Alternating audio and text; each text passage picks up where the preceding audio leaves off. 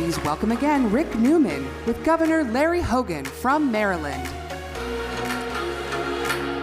Larry, thanks for being here. We should mention you're also chairman of the National Governors Association, so you talk a lot with all the other governors. We were backstage waiting it to come out when Andy Serwer mentioned the fun fact about our prior guest. She has a black belt in Taekwondo. I said, oh, Larry, can you tell me a fun fact about yourself? And he actually gave me one. You are I am a 9th degree black belt in Taekwondo. 9th degree, and that's a real thing. Highest level you can get to. However, it's honorary. I really have no skills whatsoever. So, and I did not want to challenge her to a match. So, Larry, you are in your second term as governor of Maryland. You were a business person. You ran a real estate firm for 25 years or more before you ran for governor in 2014, I think that was. And you wanted to make Maryland more friendly for business, and you have apparently done that. So I looked up the CNBC rankings. So in 2014, Maryland ranked 35th in their rankings of best states to do business in. 2019, Maryland is up to 31st, so that you've improved 4 positions. And in their rankings, the biggest improvements come in these categories they call workforce and business friendliness. So how do you do that? How do you make a state more friendly for business?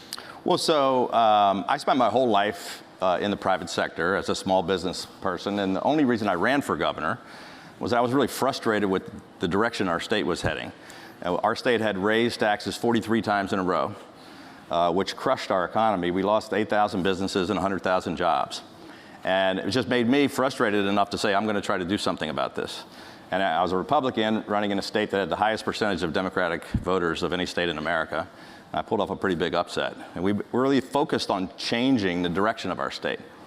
In 2013, Maryland's overall economic performance was 49th out of 50 states. U.S. News and World Report just did a report on 64 different categories, which is much better than that number you just gave, that has us outperforming 44 other states in America, and it has us at number 6.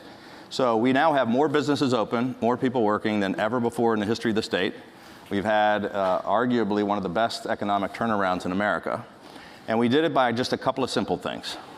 Number one, we became unabashedly pro-business and focused on trying to say, how can we make the state government more focused on helping the private sector grow so that we can put more Marylanders to work and grow our economy? How do you do that? We decided to first of all, we have a focus on customer service and trying to help businesses get things done rather than trying to stop them from getting things done. We eliminated 850 job-killing regulations.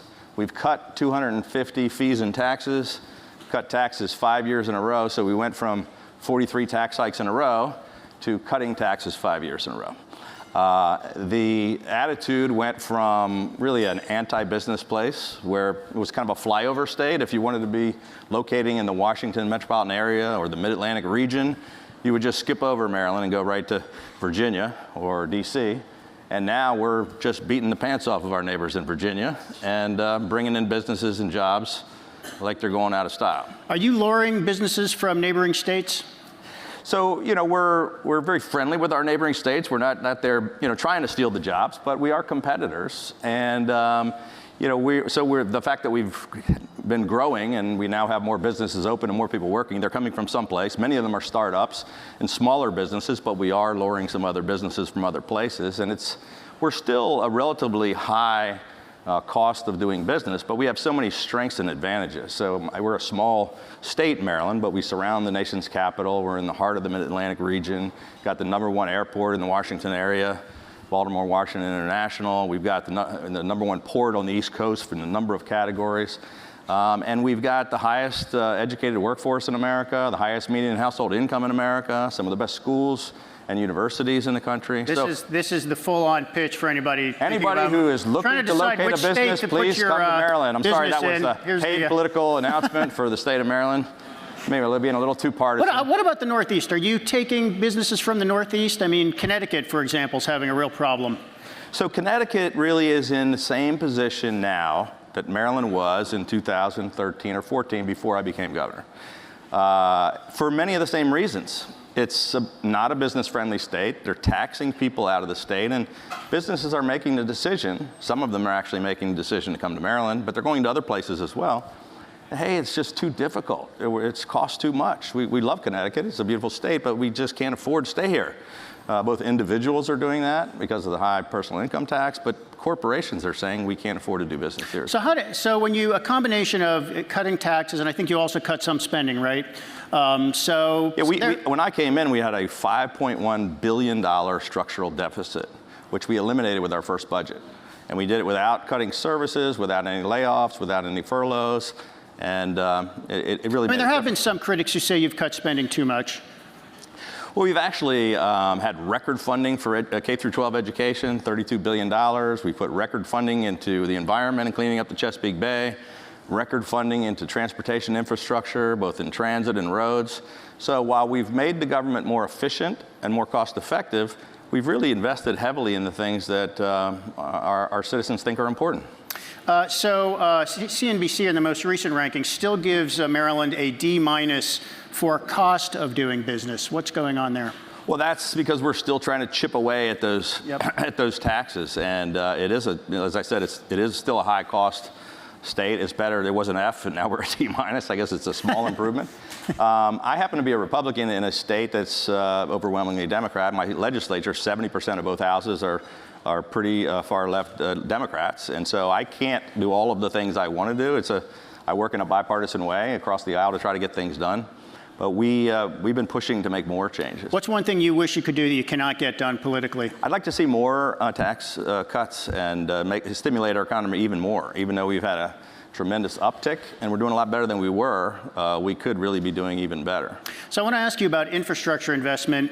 This is something that gets a lot of discussion, and not much at all has happened on this at the federal level. Yes. There's a lot that's happening at the states. I mean, we're always spending something on infrastructure, and I think you have found ways to get private investment in infrastructure.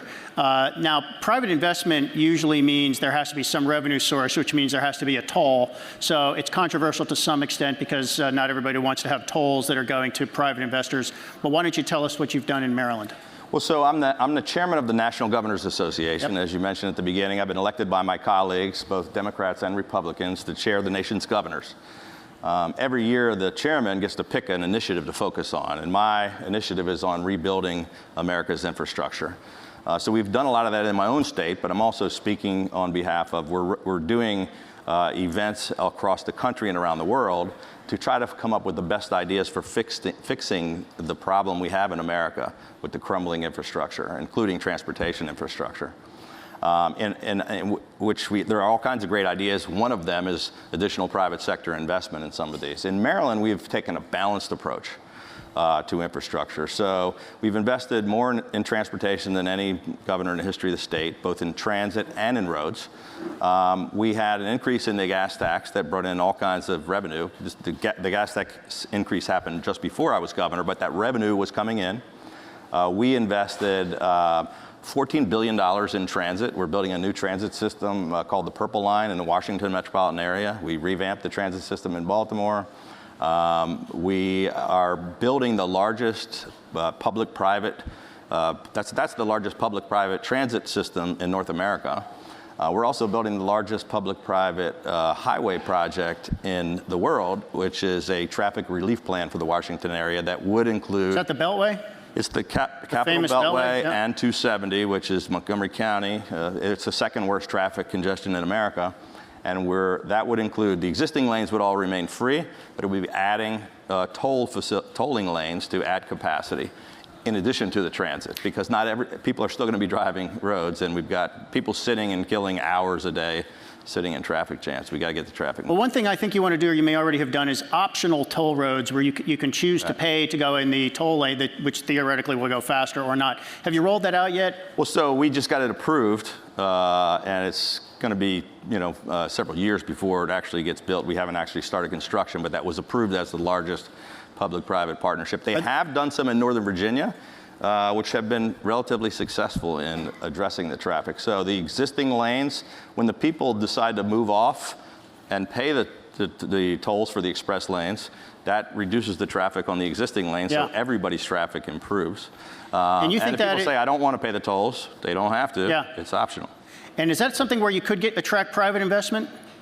The private investors pay for all of it. So our $9 billion road proposal has zero investment from taxpayers. How do the private investors get their money back? Private investors design and build the road and operate the road and collect the revenues as they come in, that revenue stream, and they finance it in the private sector. And you think that's fine with voters? They don't seem to have any heartburn with that? Well, some of them do. It's a new concept. I just got back from Australia, where they do almost everything that way. We were there on a fact-finding mission for the National Governors Association. It's a good fact-finding mission. It was a pretty good trip, but it's starting to become one of the options that states are considering, and part of the option, because nobody wants to say, yeah, would you like to pay tolls? Sure, we'd love to. But if you say, do you want to sit in traffic for 8 or 10 hours a week and lose an entire workday and get time away from your families or your kids or whatever you want to do? Or do you want to have massive increases in taxes? Or would you rather have the option of paying tolls?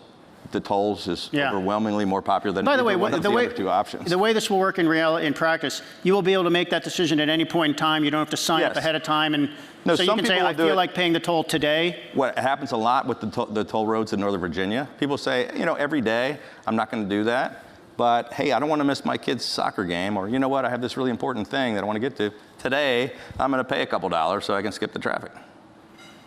Let me ask you a little bit about politics. It's kind of a big topic these days. You're a Republican. You've been somewhat critical of President Trump in different ways, and there was some talk that you might run for president. You're clearly not doing that, correct?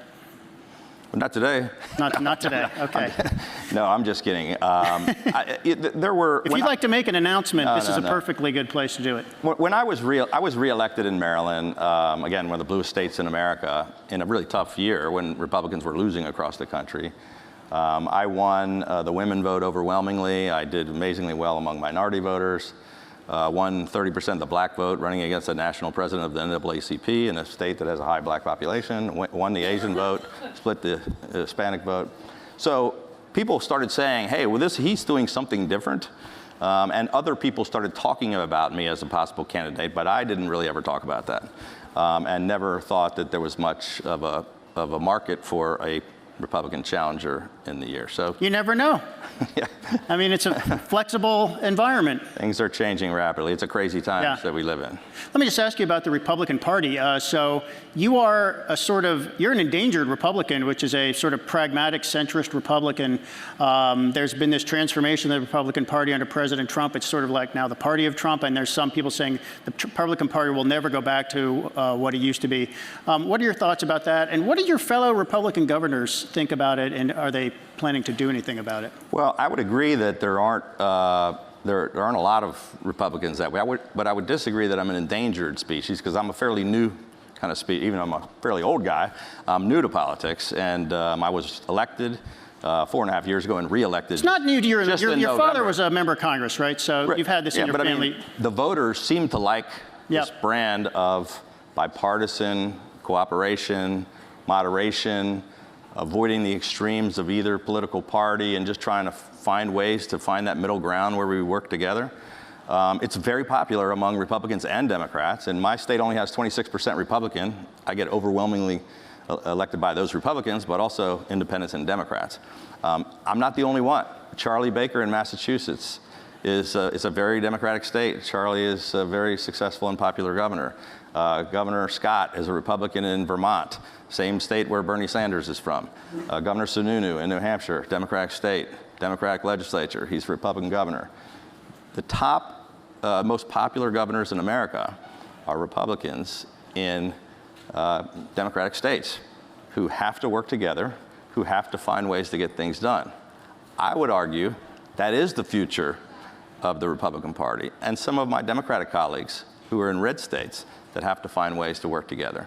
I think the extremes, when both parties are sort of drifting apart, and all they seem to ever want to do is sort of, if you don't agree with me 100%, you're a mortal enemy. Yep.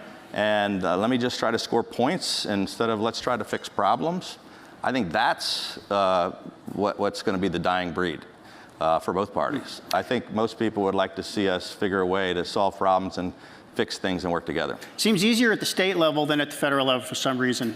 Governors seem to be getting things done. Yep. I can tell you that it's very frustrating to the governors, and talking about chairing the governors on both sides of the aisle are frustrated that Washington doesn't seem to get anything done.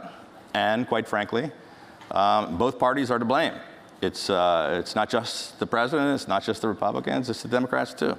And the fact that there's just divisiveness and dysfunction and nobody fixes anything.